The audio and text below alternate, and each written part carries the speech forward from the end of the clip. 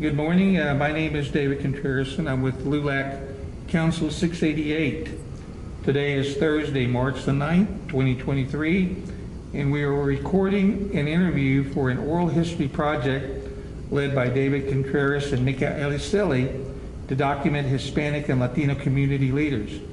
Today's interview is with Isabel Verver, the founder and first teacher of the Little School of the 400, which is a significant LULAC milestone and a precursor to Project Headstart. We are recording today at the Omni Hotel in Washington, D.C. on the eve of Isabel's induction into the LULAC Hall of Fame. So could you state your full name, please? Isabel Verver de la Vega. And what is the date and place of your birth? April 10, 1939, and I was born in Palacios, Texas. And what are the names of your parents, and where are they from, and could you describe their lives? Both of them, my parents are deceased, and their names are Fermin y Otilia Verver, and my dad, my family were farmers in a little city in Ganado, Texas, and also Palacios, Texas. Mm-hmm. And how many siblings did you have, and what are their names? Total of 7, and I had also 3 half-sisters and a half-brother, so I will start with them. My oldest half-sister was Maclovia Verver. The next one was Andrea Verver, and the next one was Macaria Verver y Pablo Verver. And next is my oldest brother, my late brother, Alexio Verver, Francisco Verver, Paulino Verver, Jose Verver, Susana Verver, and myself, Isabel Verver, Margarito Verver, and I left out my oldest sister, Lilia Verver, and she, is still alive. I have 2 brothers that are deceased. I have brothers and sisters are deceased, and my oldest brother, Alexio Verver, and one of my other brothers, Francisco Verver, and Paulino Verver. Mm-hmm. And were you the oldest, middle, or the youngest child? I was second to the youngest, but I always considered myself as the baby because I was the baby girl. And what was the difference in age between you and the oldest? We were, for the most part, like between 2 and 3 years difference, between the brothers and sisters. Mm-hmm. And can you describe for us what your first day of school was like? Oh, to this day I can remember my first day.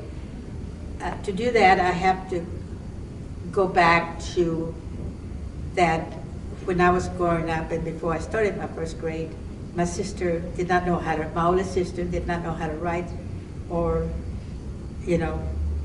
speak English or anything like that. So you can see the excitement that I had because I told her I was going to learn how to speak English. And I was very excited on that day because I was going to school. I was going to learn how to speak English. I remember telling her that. And of course I went to school. I spoke no English. I knew not one word of English. And I had been in the class for a while and came back from recess, and all of a sudden I needed to go to the bathroom. And I spoke no English, as I said. The teacher spoke no Spanish. So I told her in Spanish that I needed to use the bathroom, but she could not understand me. And end result is that I had an accident. And I was ashamed. I was embarrassed. I cried, and I cried. And she cleaned me out as best as she could. I felt like the kids were going to make fun of me. And something that was such an excitement day turned into the worst day of my life. But on that day, later coming home on the bus, I vowed to myself that I would learn how to speak English because it would never ever happen to me again or to any other kid. That's what I thought in my mind. I wasn't thinking about anything other than it cannot happen to another kid like me. And it will never happen to me because I'm going to learn English, and I learned English. I understand that after you learned English that you would interpret. Yes, I was, I guess, about 9 years old, more or less. And I learned English like I promised myself. And my dad's friends, neighbor, compadres, and on, they would ask him if they could take me with them so I could interpret, you know, for their wives when they went to the doctor or whatever. And also the principal used me as an interpreter. Imagine that, me, you know, no English before I started school. And one day I went with friends of one of my dads, and I was at the doctor's office, and I just picked up a magazine, and the magazine was the Texas Outlook. And I don't know, I think it was God, I really do believe to this day, that made me open that page and made me read it. And it talked about Felix Tijerina, the National LULAC president at that time, and what he was doing to help educate, at that time, primarily the adults, to learn how to speak English, and also children how to speak English. And I would say that when I was about maybe 14, 15, something like that, maybe even earlier age, I never, the fact that that accident happened to me never left my mind. It just, me seeing the little kids not being able to pass to the second grade, it really ate at my gut. It really just broke my heart, and I wanted to do something. And I said to myself at that early age, if you can imagine, saying to myself, I know what I could do. I know what I can do, except I didn't know how to do it. But I said to myself, during the 3 months that the kids are out of school, I could teach them how to speak English, just basic words so that they could communicate with the teachers so they wouldn't have the problems I had. And I know they would pass to the second grade. After you read the article in the Texas Outlook, what did you do? It was on a Friday or a Saturday. The very next day, the very next Monday, I called Tijerina because I knew that the idea that I had, he was the answer. He was the answer. He was going to help me do what I've been wanting to do. So I picked up the phone. I told him, I asked for him, and I remember the gentleman that answered the phone telling me that he was busy, but he would relate the message, gave him the message. And I told him that I had read an article.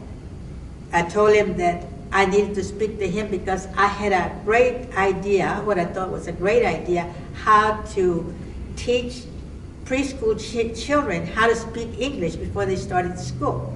So apparently he went and related that message to him because he got on the phone with me. So I then went into the detail why and all that. He says, I am coming. If it's okay, I will come to your house this weekend. And I said, yes. I have not even told my parents at that time yet, my father or my mom. But I knew they would be okay with it, And so I was very excited, and I told my parents, and they said, okay, all right, And he came down. To Ganado, Texas? To Ganado, Texas. And I sat down with him, and I told him why. And, you know, I felt that we needed to do that, to teach them during the summer, you know, before they started school, so they would be able to communicate with the teacher. And Did he come in a fancy car? oh yes, living in the country, my parents were very poor. Our family was very poor, you know, we were farmers. And I've never seen a Cadillac in my life. And when I saw that big black Cadillac, I was like, I mean, my mouth just flew open. I mean, it was unreal. You know, this man coming to see me in this great big car. What an impression he made on me on that day. So after I got over my shock, my parents invited him in, my brothers, everybody. I gave him the idea. I told him why I felt that it was so necessary that we did that. And I says, I know how to do it. I just don't know how do I start it, you know. I even know where to go. And I can even get to school, you know, because I know the principal, because I go and interpret for him. I know him real well. And I can get to school for the summer, but I don't know how to put this thing together. And I need help. And he was just, he couldn't believe it. You know, he was so excited, you know. Oh, it was just something very passionate that he had for, you know, teaching not only adults, but preschool children. Oh, he thought it was the best thing since sliced bread, I guess. And he says, yes, you just tell me what you need, and we will start it. And I did, and we did. We started the little school at 400. I told him the basic English words that I thought would be absolutely necessary for every child to learn before he started school in order to be able to continue with their education, because they kept dropping out, because they kept failing the second grade, the third grade, the fourth grade, and on and on. And those words were just simple words, just basic words.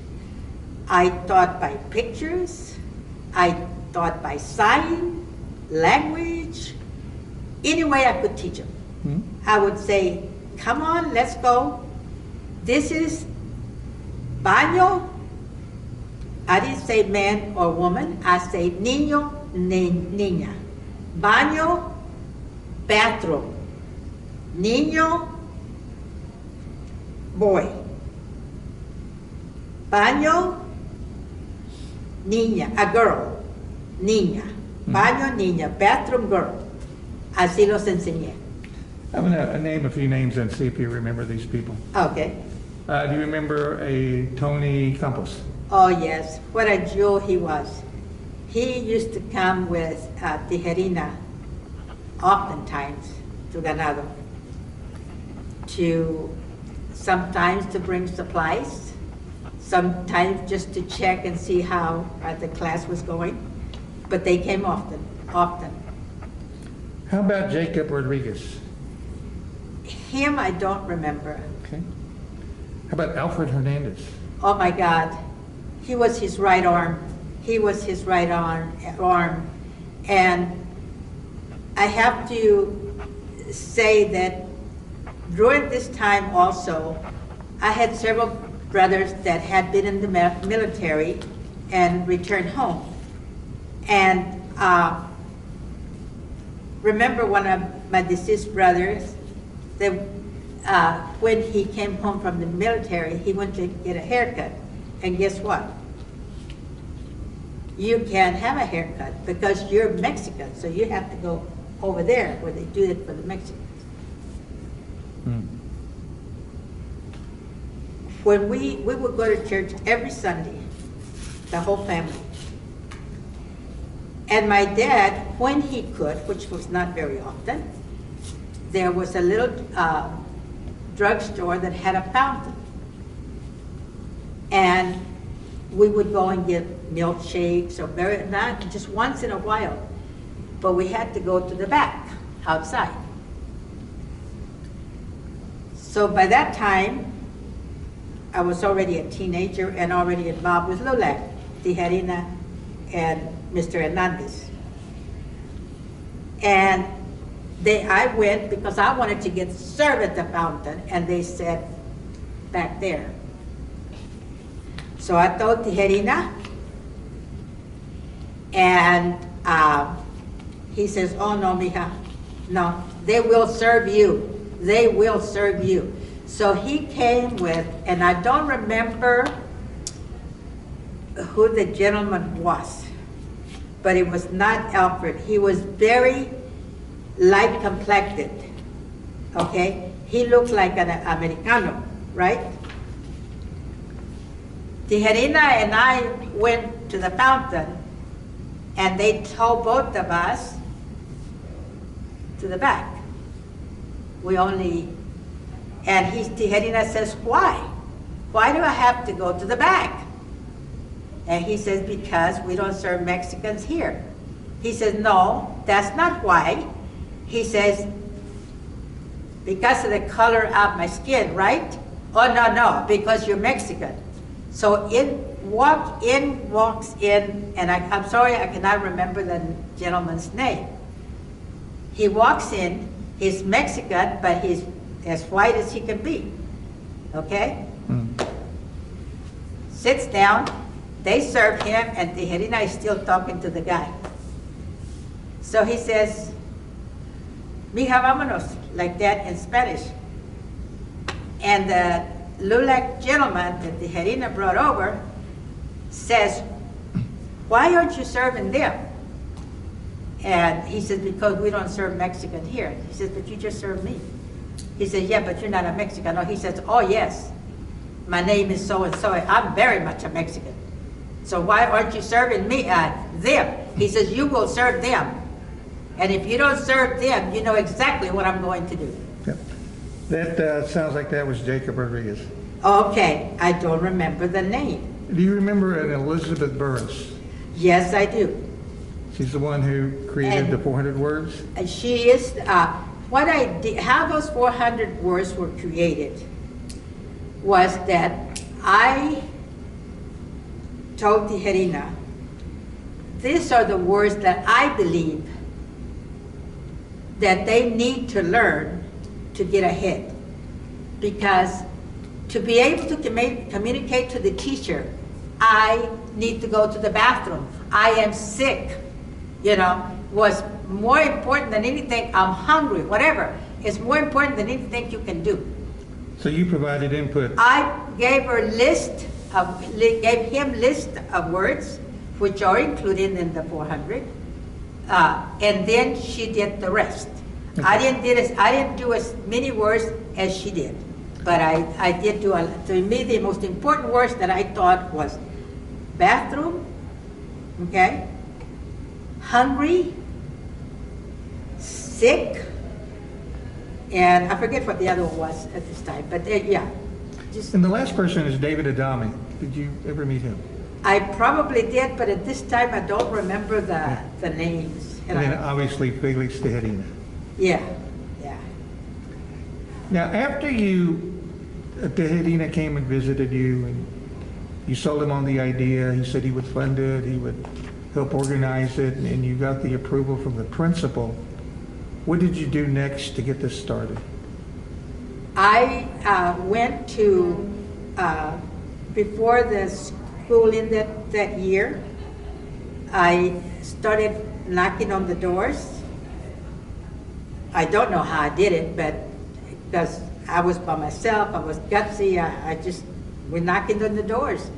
And I told him what I wanted to do, what we were going to do, and that I had the support of this Mexican organization, LULAC, and that they would learn how to communicate with the teachers, and it would be a way to help them pass to the next grade, to the second grade, because everybody failed, everybody knew it.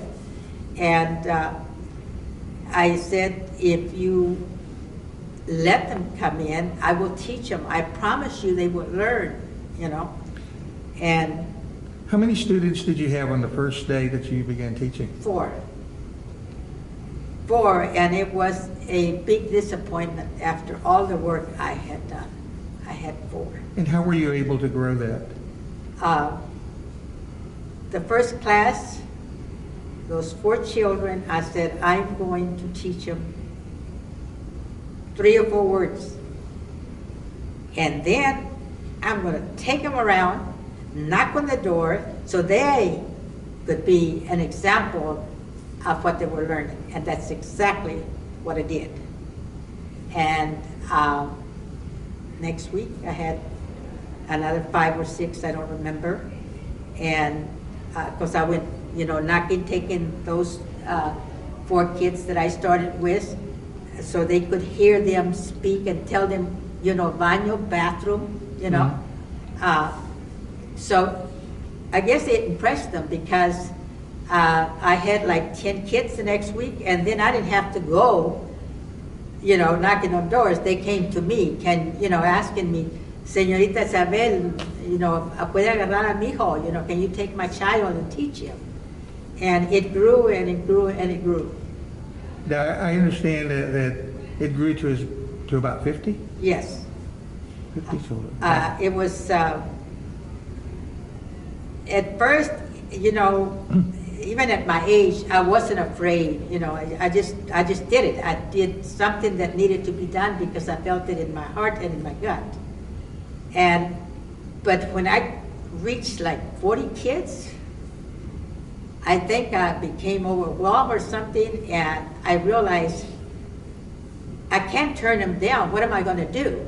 What am I going to do? I have, and I don't know how I did it. I honestly, to this day, haven't understood how I was able to teach that many kids at one time. And at some point, it was the first time that I had like an emotional breakdown, and I remember and I went to like turn around, and I just like started crying because I said, what am I going to do if I get more? What am I going to do? And I knew I couldn't turn them down. It was not an option for me. It just wasn't. There was no option for me. And this little girl came and she says, Señorita Isabel, why are you crying in Spanish, And I said, oh, I'm not crying, and I straightened myself up and I kept on trucking. But it was that little girl that I think gave me the courage to continue, and I ended up with 50 kids. Wow. That seems like your most challenging Yes. moments there. Now let's reverse that. What are your most fondest memories about the little school? I believe that at the end, almost at the end, when I realized how much English they had learned, I was just like, I can't believe that they did this. I can't believe that they know how to speak English. Mm-hmm. I couldn't believe it. And I knew that they were going to pass this to the 2nd grade. I knew it. And they all did except one. Right, that's amazing because the failure rate prior to this little school was 6 failures out of 10, 60%. And with the first class, the history is recorded that 98%, or 49 out of 50, passed from the 1st to the 2nd grade. Yes. And now, I understand there was another school, that you had a second school. Yes. And where was that at, and how many children did you have? Edna, Texas. That was not as big. I would say I probably had like between 20 and 25 at the most. Mm-hmm.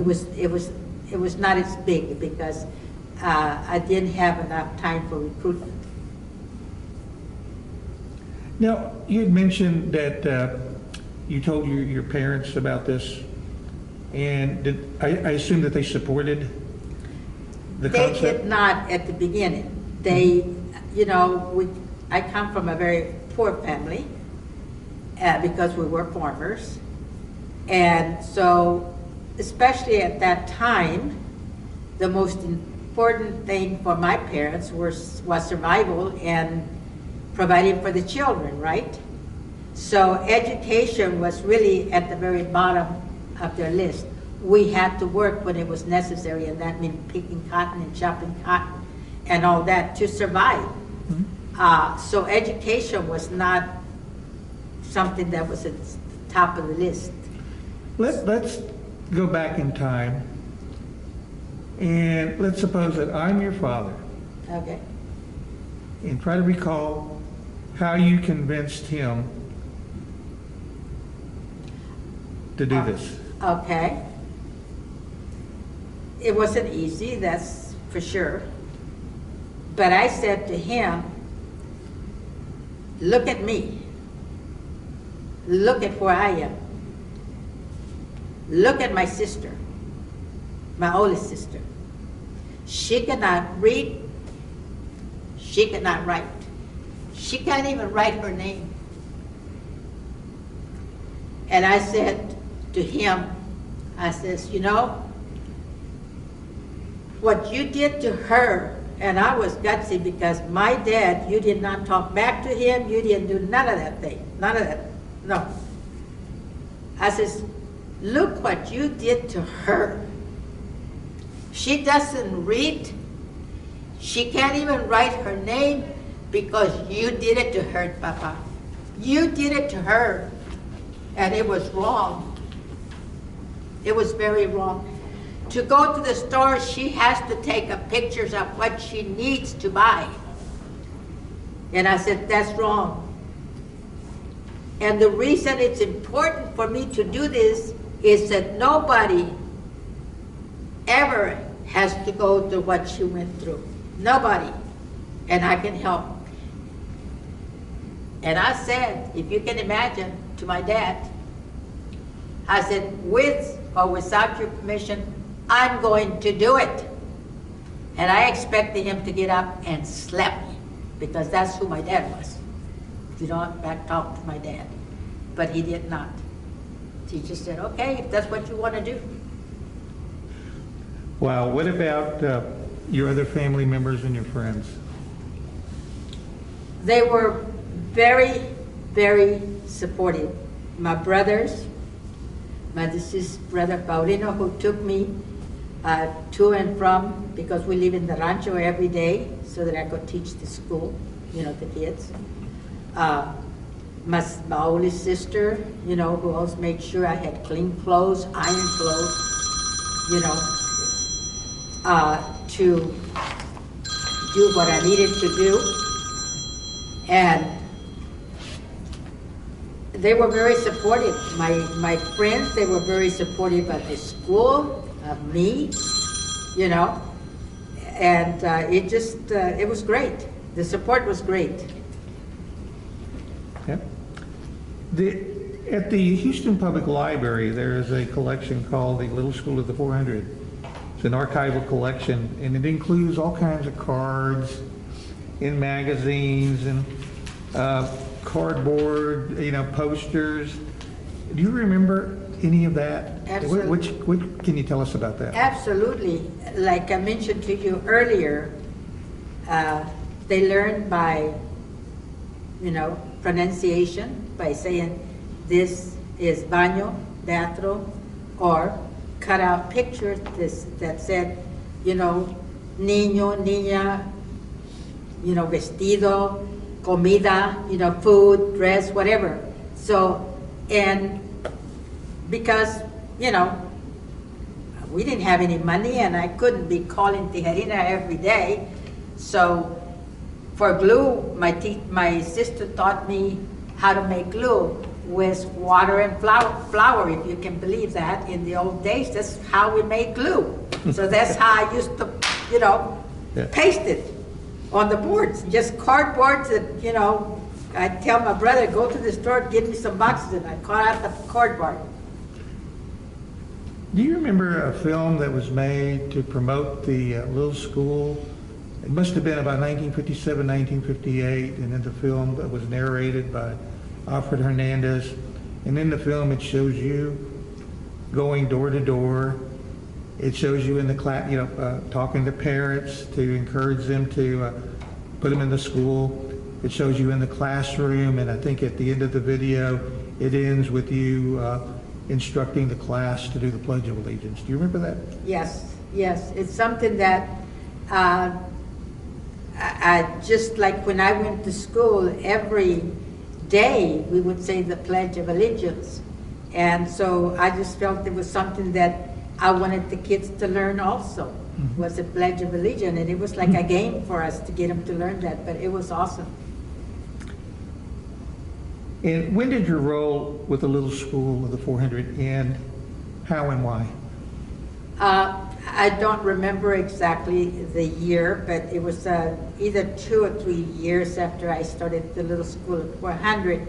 And like I mentioned before, my parents were farmers, and sometimes, and we used to get a lot of hurricanes in Texas, where I'm from, Ganado, Edna, Palacios, all those areas there, Victoria. And sometimes the hurricanes would destroy all the crops. And it happened that after 2 or 3 years, I don't remember exactly, we had a real bad, storm, and it destroyed the crops. And we had no money, but guess what? I already knew English, right? I had learned English. And so my niece told my dad that she was going on vacation. She lived in Galveston. And she said, because the whole family tried to help us, and she says, she can take my place. I can get her here. She can take my place. We'll go pick her up. And she can stay with her mother, which was my half-sister, youngest half-sister. And she can stay with her.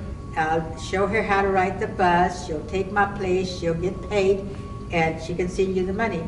So that's exactly what I did. I had to quit school, and I had to go help, and had to help my family. And that's how I ended the program. Yeah. In general, how did the little school impact your life? Oh, I think that through LULAC, I learned so much. I learned, first I obviously learned English. Secondly, I learned that if at that age I could do that, at that age, there was no stopping me. I could do whatever I wanted to do. And I remember late National President Tejerina telling me, Mija, you can do anything you want to do. You just have to decide that that's what you want to do. And he would say, look at me. I came here from Mexico.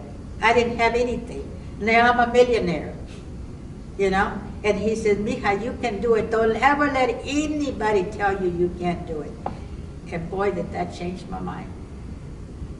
What are your thoughts today on bilingual education compared to the time of the little school of the 400?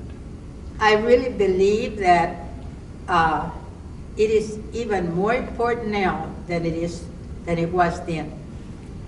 I think that the situation, because of the amount of immigrants that we have coming here, it is more important that bilingual education is provided to as many people as possible. And I totally believe that LULAC can even play a bigger part in bilingual education now. I want to ask you a couple of questions after the little school. You'd told me that you'd moved to Fort Worth. And in 1963, the day that John F. Kennedy was assassinated, you remember vividly what that moment. Could you describe what you were doing in Fort Worth and how you became aware of it and how you felt? I moved to Fort Worth at that time, and I was working for Grayson's, I think it was Grayson's Women's Wear, if I remember correctly the name of it. And the manager was a little short Jewish gentleman, very nice gentleman. And he was very, very fond of the Kennedy family. So he said that President Kennedy was going to come by our main street, and he got together because he was with the Chamber of Commerce, and they shut the whole street down, and Kennedy and Jackie on their convertible came right by our store. We went to the second floor and we waved at him, and oh my God, what an excitement moment that was. We talked about it, you know, he was so excited, and we were too. And then we went on about our business. You know, he did whatever he was doing as manager, and I was doing whatever I had to do as his assistant. And then all of a sudden later, I turned around, and it wasn't too much later. It was maybe an hour, a couple of hours, I don't quite remember, but it wasn't that much later. I seen him coming towards me, and he seemed to be like wiping tears from his eye. And my first reaction was, because his wife had been sick, it's his wife. So I kind of hurried towards him, and I said, Mr. Schwartz, what's wrong? What's wrong? And then I realized he was really crying. And I hugged him, and he couldn't even hardly talk. And he says, President Kennedy has just been shot. Shut the store down and go home. He says, and he handed me the keys, and he says, I have to go home. And I was in shock. And so was the rest of the staff. And, you know, so we all started crying, you know. And we went home, and it was just like, I couldn't believe it. I couldn't believe it, you know. It was so hard, so hard. You had mentioned in the late 1960s, you made another bold move, and you got on the phone and you contacted Dolores Huerta. And could you tell us about why and what happened afterwards? I was very involved in the labor movement, and we used to go to rallies, and you know, and then I met Cesar Chavez, you know, and one of the things that I found was the dedication of the farm workers. When they said they would do something, they would do it, and they never stopped. They had nothing to give but themselves, you know? And so I contacted Dolores Huerta, and I had already met her, you know, and I said, I want to work with the farm workers, because they used to go out, they would get involved in politics, as you know, and they used to go door by door, talking to people for the candidates, hanging, you know, the hangers on the doors. And I said, I want to go and spend a month with them. And I want to see, you know, why they are so dedicated. What do they do? And I did. I said, I'm going to do it for a whole month. So I took off from work for a month. And oh, did I learn? And did I learn the dedication, you know, that they had? What they went through, they had nothing, like I said, nothing.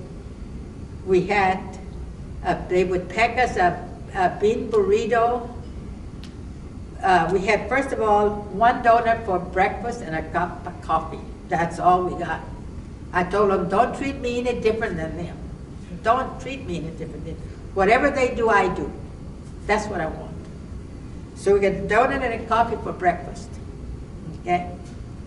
They packed our lunch. We consisted of bean burritos, frijoles de la olla, okay? And an apple, an orange, or a banana. And then when we come home for dinner, at night, we had beans and rice. Again, frijoles de la olla, rice, and corn tortillas. And boy, what a lesson I learned. How many hours did you work there? From sun up to sundown.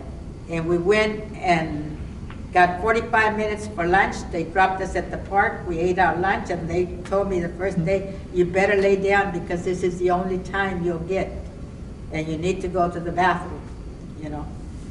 And it was hard. Then we came home, they picked us up.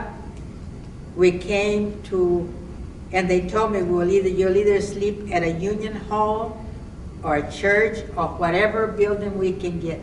Okay. They gave us a blanket, no pillow, no nothing, just a blanket to cover up with. And I said, Lord, I prayed that night that he would help me make it, and he did. That's all we got. Was Robert Kennedy involved in any of these activities? Oh, yes. Oh, yes. You know, the farm workers and the Kennedys were like that. Yeah. Yeah, they supported them so much. And you had mentioned that you remember August 1968 when Robert Kennedy was assassinated. Yes, that's when I was working with the farm workers. And it was just a few days before my 30-day, you know, was going to be up. And that week, I had gone outside the building where we were staying, and there was a little store, so I went there to get something. I don't know what it was. And I seen some mariachis, you know, and I asked them how much it would cost me to bring them to the farm workers. I wanted to give them something, anything. And so they told them, they asked me how much money I had. $400. Okay, we'll go over there. And I was so happy. They were so happy, you know, the Mexican mariachi music. Oh my God. And then a couple of days later, so we go back and continue, you know, doing what. And then a couple of days later, we're, you know, marching, and we come back, and then the news came out, Robert Kennedy had passed away, had been shot, and had, you know, obviously.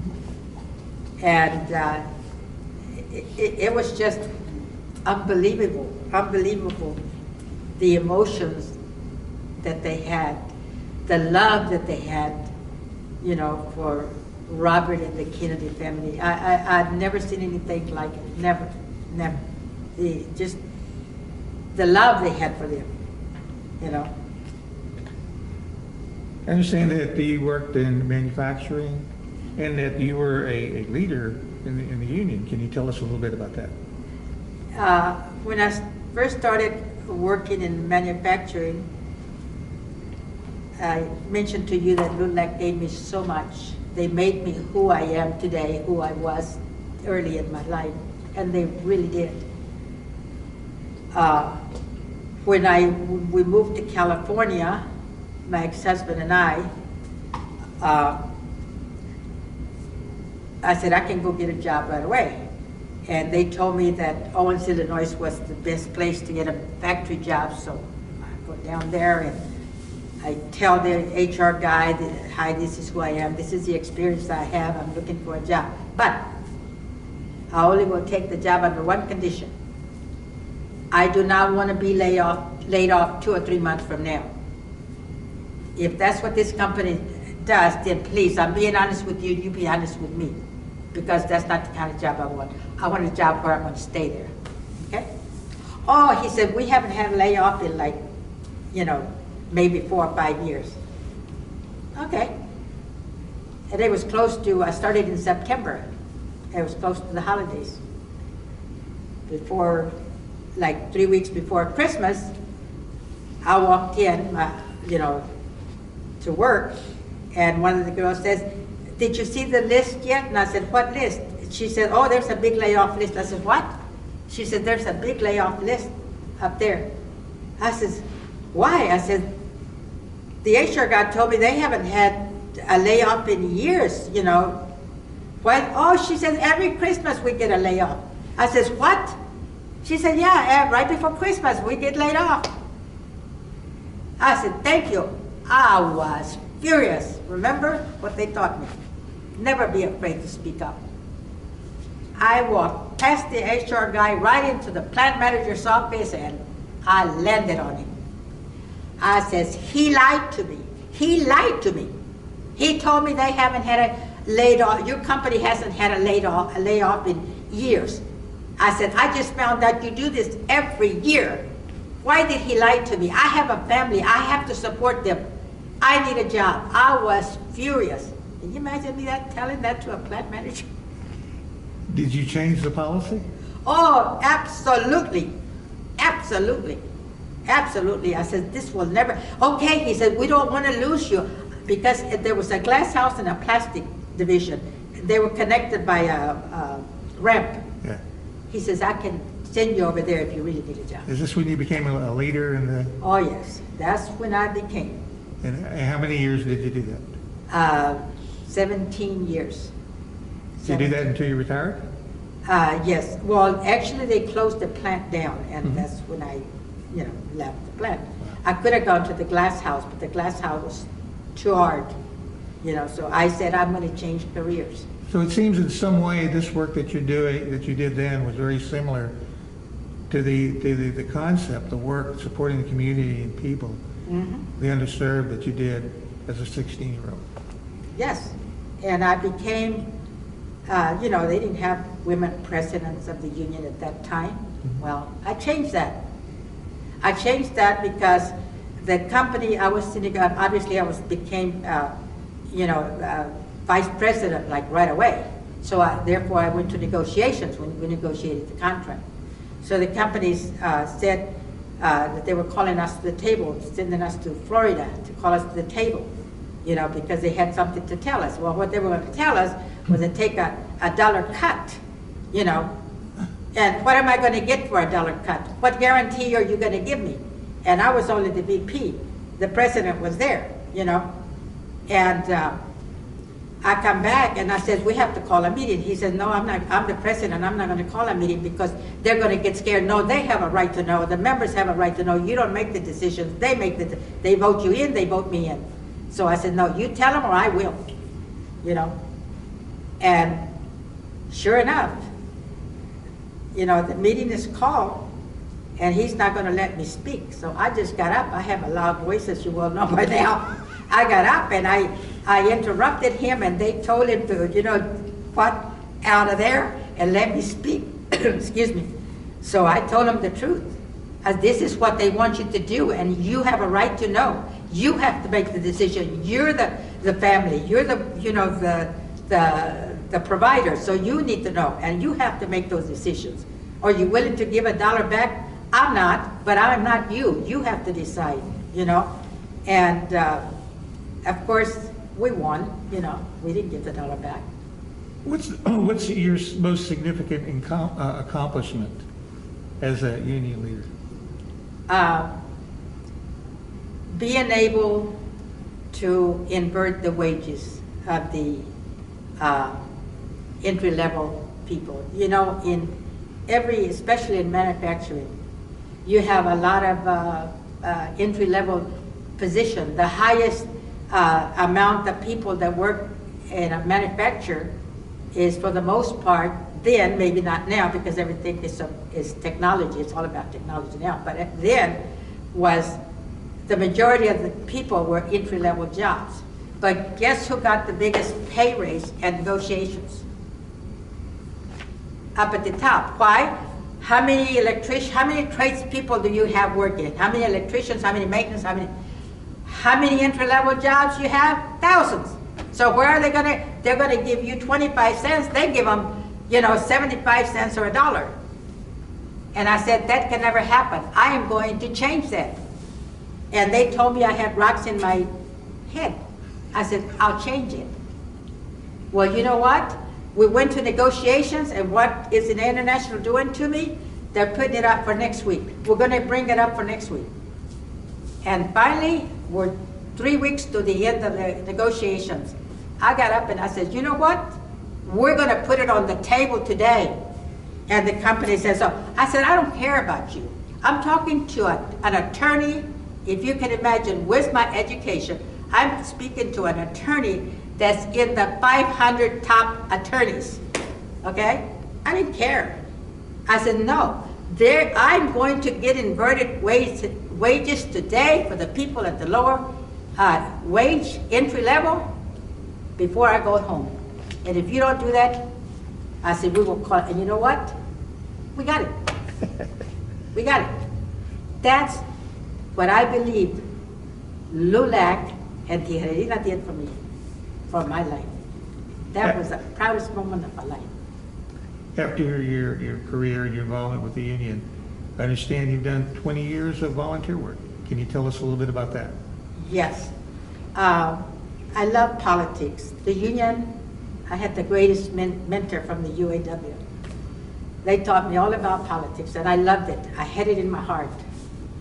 But then I finally retired and moved to Vegas with my husband. And I had to do something, you know. So I seen where they needed volunteers at the polls. So I said, boy, this is probably right up my alley. Still politics, but a little different, right? So I called, and I got in. And because I'm bilingual, and they need so many bilingual people, especially in Vegas, yeah, of course.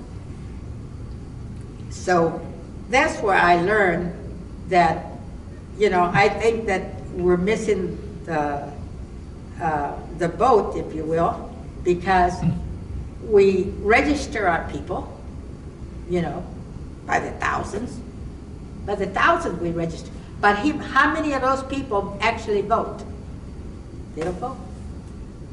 They don't vote because one is that I don't know what it is about the Mexican American, or the Mexican community, I shouldn't say Mexican American, but the Mexican community per se, they're always embarrassed, you know, about the accent that they have, that we have, and we shouldn't be. We shouldn't be, you know. So, no voy a votar. So, we need voter education for the Mexican community. So they don't have to be afraid to come and vote. So what I do is when they come in, and it's the first time that they come in and vote, or even first time voters as young men and women, that because they don't speak Spanish, and thank God in Nevada where I live, it's mandatory that they provide, you know, a Spanish-speaking person and Filipino person at the polls, okay? We have to have those people at the polls. And so I will tell them, look, it's very easy. I'm here to help you. You know, ask me anything. And so this is my way, I think now, of being able to do something when it comes to voting. It's important that they vote, but it's important that you register them, but what good is it if they don't come out and vote? I understand that as recent as 2020 November, you were involved in voter registration and working the polls. Yes, both. Wow. I've done a lot of both. Okay, now I'm going to go back to the little school. And what do you want people to remember about the little school of the 400? I think that I would like people to remember the hard, difficult things that the little kids went through because they did not know how to speak English, in order that the bilingual education can continue. Bilingual education to me now is even more important than it was when I started the little school of 400. Because I see so many adults right now. I see so many adults, and we should have as many adults right now that cannot understand English. Okay. What would you consider to be the most important life event in your lifetime? Wow, that's difficult. What is the most important?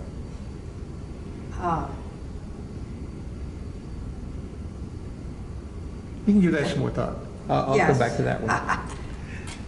What person had the most positive influence in your life? I think late President Felix Tijerina had a big influence in my life. And then I had a mentor, a very dear friend of mine that mentored me in politics, which I enjoyed. His name was Jose Valenciana. I believe that was his last name. Understand. Okay, I have one last question. But before I ask the question, I'm going to recap the significance of the Little School of the 400. Started off with a call. You convinced the national president to implement the program. You started the program. You taught the first 2 classes, 70 children. 98% of them passed. The school over the next 3 years was expanded to 13 cities. In 1960, the Texas legislature adopted this program in the Texas school system. 1960, they started it in several school districts. By 1963, I don't know if you know this or not, it was in almost 100 school districts, 900 teachers, 20,000 students. And over a period of 3 to 4 years, they taught over 70,000 children. Today, the Little School of the, and then after that, you had Project Headstart. So taking into consideration the hundreds of thousands, the millions of children that have been impacted, influenced by the Little School of the 400 and the precursor to Project Headstart, I ask you this question. About 30 years ago, there was a magnificent movie called Field of Dreams. It was a baseball story. A fellow by the name of Burt Lancaster, you may remember the actor, has a quote. He says, "You know, we just don't recognize the most significant moments of our lives while they're happening. Well, back then I thought, well, there'll be other days. I didn't realize that this was the day." Thinking back to the profound impact your idea, your concept has had on the lives of millions of children, what are your thoughts today? Honestly, I don't even know how to answer that. I just know that I did what I did because it ate at my heart. It ate at my gut. When I seen those little children, knowing that because they didn't speak English and they could not communicate, that they would have a different life than that I thought I was going to have, which I did. So I don't know how to answer that question. I really don't know how to describe it. I don't know how. But I know that because of LULAC and Tijerina, that so many children were given an opportunity for a better life. I know that in my heart to this day. Thank you, Ms. Isabel Verver, who is being inducted into the LULAC Hall of Fame today on Thursday, March the 9th, 2023. She is the founder, the concept of the Little School of the 400, which is the precursor to Project Headstart. Thank you, Isabel. And thank you for putting LULAC and all that they've done and the history of the Mexican community, putting it down so that they can read, and they must read about the past. And we just can't forget the past because it is still with us today. Thank you. Thank you.